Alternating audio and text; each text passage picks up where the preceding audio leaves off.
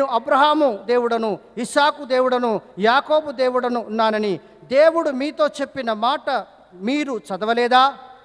ఆయన సజీవులకే దేవుడు గాని మృతులకు దేవుడు కాదని వారితో చెప్పెను. They may die physically, but they will not die spiritually. There is no death to the spiritual life. There is no the death to our soul.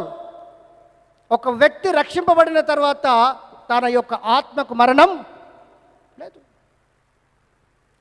దేవుడు అంటున్నాడు, నేను మృతులకు కాదు సజీవులకు దేవుడను. Hallelujah. Abraham may die, Isaac may die, and Jacob may die, but I am the living God. They believed me, they trusted me, they followed me, they obeyed me, my commandments. Hallelujah. I am the God of living.